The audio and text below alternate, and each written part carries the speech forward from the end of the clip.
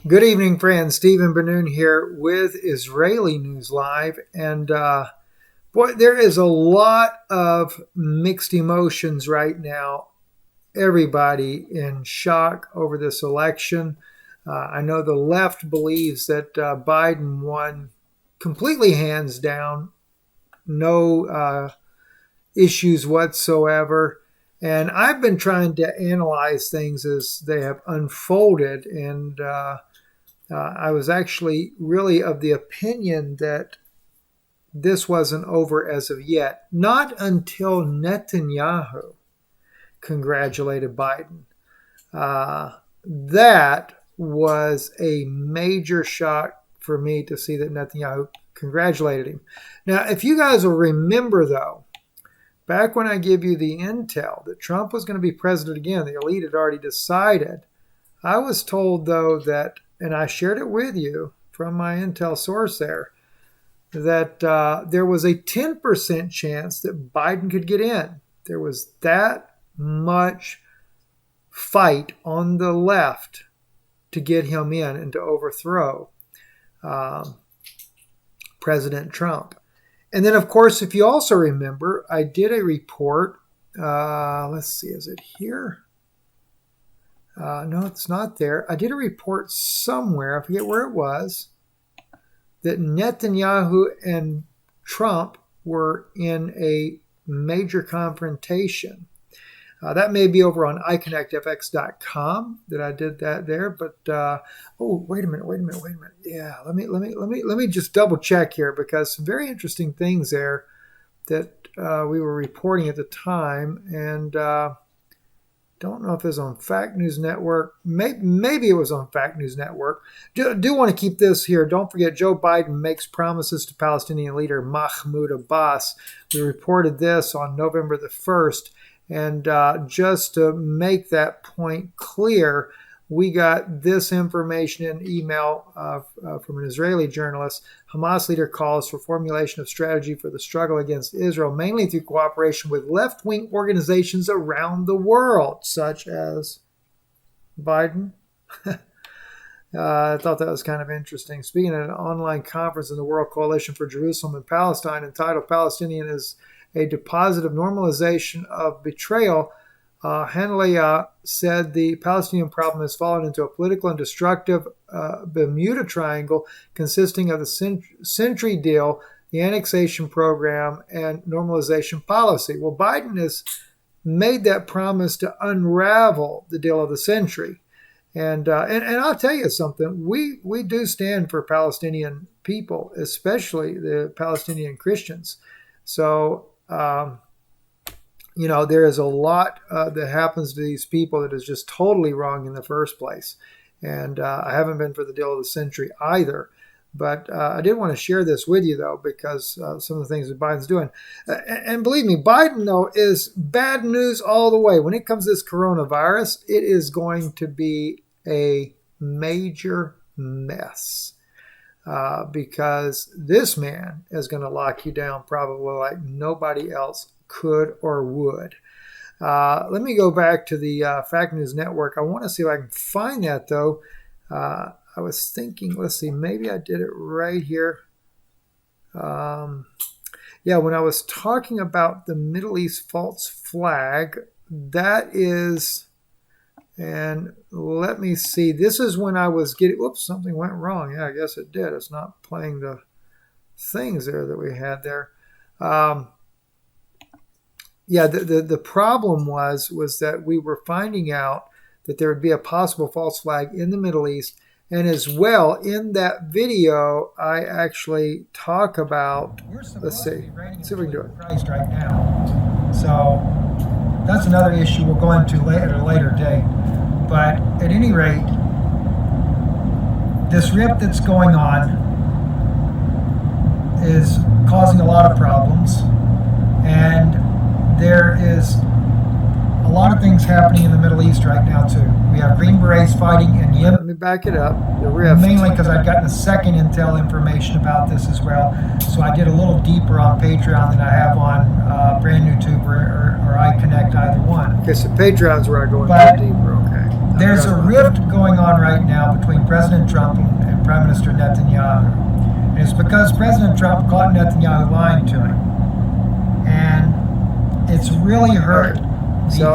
You saw that. That was on Fact News Network on October the 18th, 2020, when I reported that right there, that there was that rift between Netanyahu and Prime Minister Netanyahu and President Trump. And so when I saw the article over here that Netanyahu was congratulating Joe Biden and Kamala Harris for winning, and so they have a long, warm, personal relationship for nearly 40 years. And I know you are a great friend of Israel. I look forward to working with you, both of you, to further strengthen the special alliance between the U.S. and Israel. So, I mean, listen, all that Trump did for Israel, what a slap in the face. Now, he did wait 12 hours to report it, but what a slap in the face to Trump. But it just goes to show those issues between the two of them must be much deeper than what we realize. So I wanted to kind of share that with you. Now I want to back up just a little bit, though, before I go into these other issues there. I want to play this clip here. I was actually talking to Dr. June Knight last night and shared this with her, sent her this clip. Actually, she sent the clip to me, but I had told her about the clip because I actually watched this live when Kamala Harris was addressing the nation. And I want you to hear this first few words here because it was very eerie, almost of like, well, kind of preparing the Democrats, if we don't get in, prepare for a revolution. Listen to this. Congressman John Lewis, before his passing, wrote, "Democracy is not a state, it is an act." And what he meant was that America's democracy is not guaranteed. It is only as strong as our willingness to fight for it. Notice that, willingness to fight for it. And never take it for granted. And protecting our democracy takes struggle, it takes sacrifice, but there is joy in it, and there is progress, because we, the people, have the power to build a better future.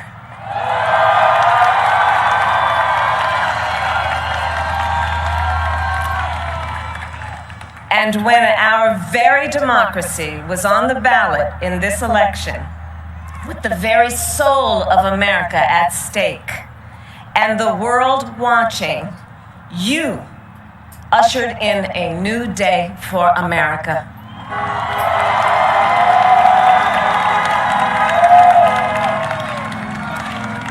To our campaign staff and volunteers, this extraordinary team, thank you for bringing more people than ever before into the democratic process.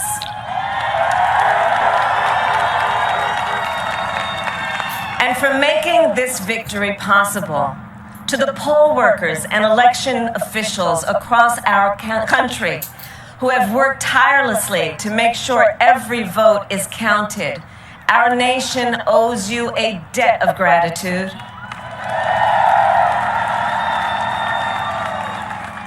You have protected the integrity of our democracy.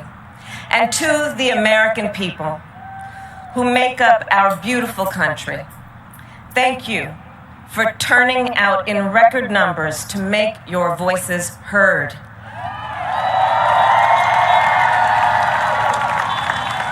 And I know times have been challenging, especially the last several months. The grief, sorrow, and pain, the worries and the struggles.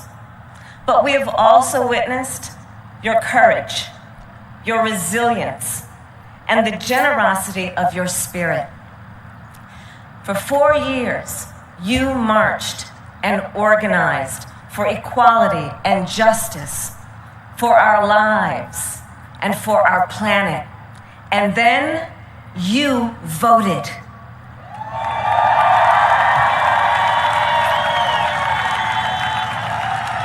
And you delivered a clear message. You chose hope and unity, decency, science, and yes, truth. Science. Then they show you the people in their masks. You chose Joe Biden as the next president of the United States of America.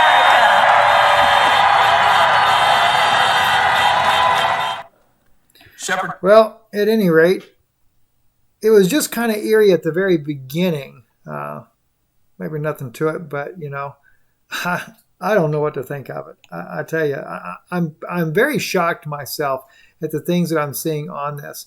But it's not only the fact that Netanyahu turned his back on Trump as now has congratulated Biden. Of course, in this supposedly this legal battle that so many experts are saying is practically null, being able to do anything. Then Sputnik News comes out with this article here today as well. Melania Trump reportedly counting minutes until divorce from Trump. Said she can't wait until, or at least the article claims this from a book that was published there, that she's counting the minutes before she can divorce Donald Trump, who is projected to lose the Oval Office to Democratic candidate and alleged President-elect Joe Biden. As the Daily Report citing former White House aides there. And you just can't help but wonder what's going on. A lot of interesting things in that article there. And, of course, the president losing this campaign, whether it be legitimate or whether it be that it was something that was, what would you say, hook or crook? A fraudulent election. I personally, when it comes to these mail-in ballots, I am very suspect that this election was stolen from Donald Trump, and I just don't see that massive number of voters all for Biden when at the polls massive numbers were for Trump, and he was doing very, very well. So I find it hard to believe that Republicans wouldn't vote by mail as well. So it just seems a bit odd. And even the fact that Kamala Harris mentioned that they poured out in record numbers, which allegedly, oh no, his supporters were all by mail. But she says they poured out in record numbers. And just as the Trump supporters poured out in record numbers. So I would have to say if there's any way you could ever really cheat an election, mail-in ballots is probably the easiest way. That would no doubt be the easiest way to be able to undermine our democracy.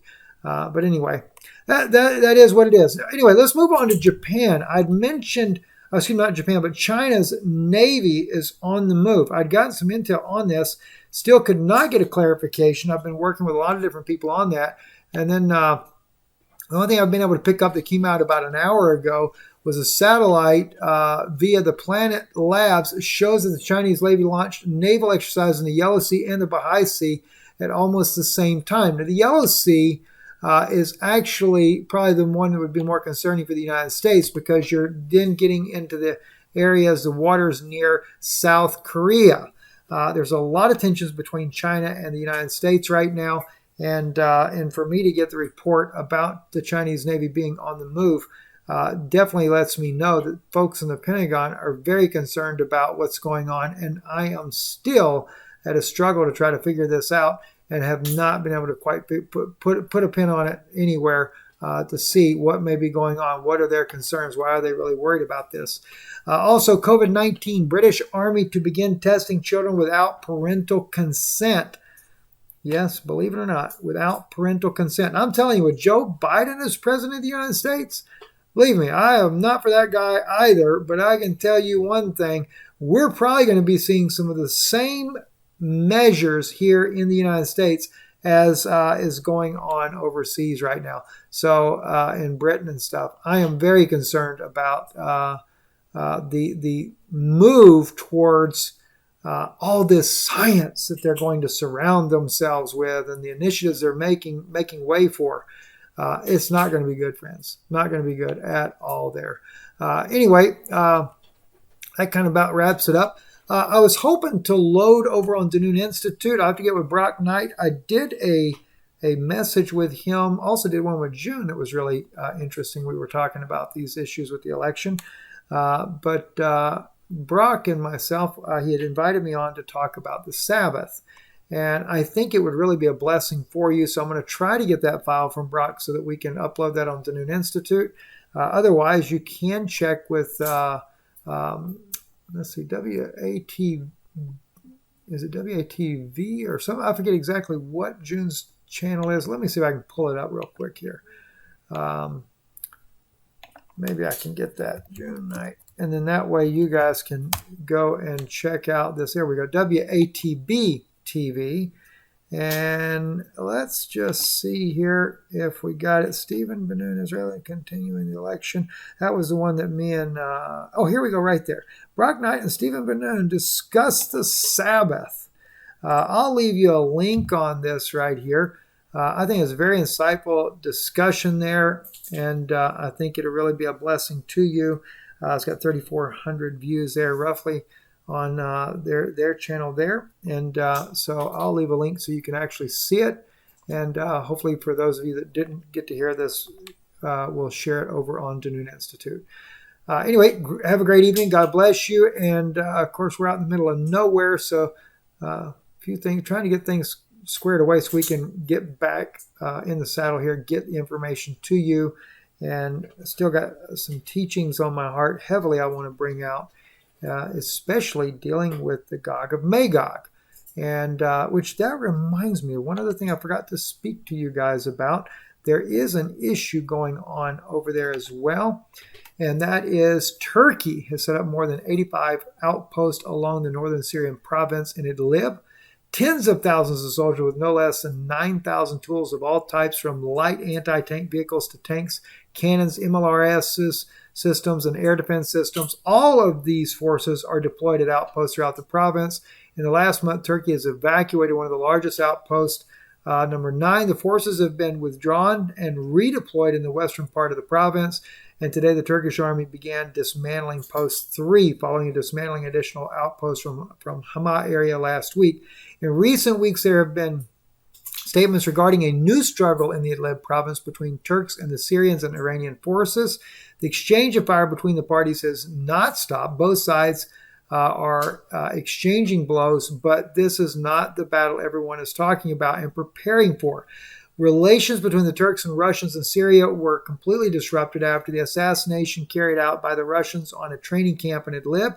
According to several reports, the Russians have retaliated against the Turks at the expense of the militias under their responsibility following the fighting at Azerbaijan. Currently, all withdrawn forces are being reorganized in West Idlib.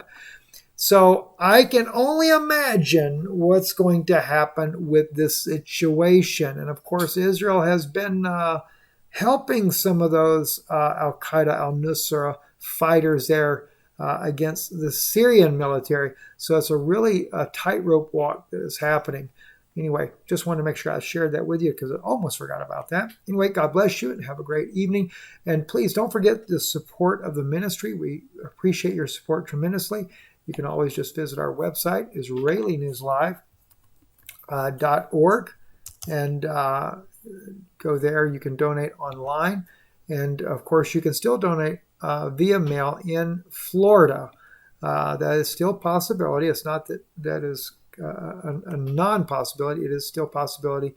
But we will be updating a new address for you here in Tennessee very soon. Thank you for watching. Good evening.